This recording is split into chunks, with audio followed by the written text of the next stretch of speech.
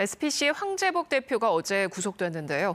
황 대표는 평소 관리하던 검찰 수사관을 통해 검찰의 압수수색 계획 등을 거의 실시간으로 파악하고 수사에 대비했던 것으로 KBS 취재 결과 확인됐습니다. 김영훈 기자의 단독 보도입니다.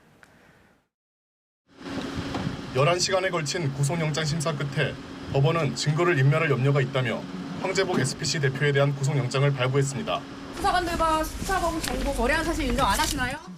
검찰은 SPC의 일감 몰아주기와 부정승계 의혹과 관련한 수사가 시작되던 2020년 9월 황 대표가 수사 상황을 실시간으로 보고받은 정황을 확보했습니다.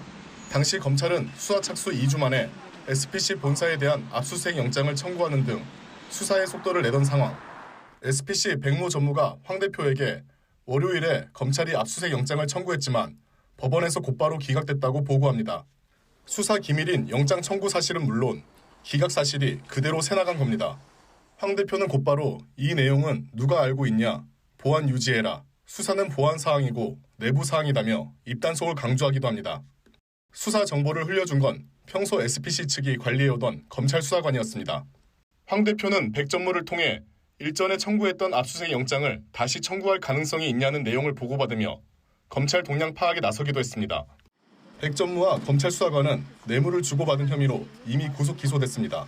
검찰은 황 대표가 노조 탈퇴 강요 혐의와 관련해 백 전무 등과 얘기를 나눴던 메신저 대화방 삭제를 논의하는 등 증거인멸 정황도 포착했습니다.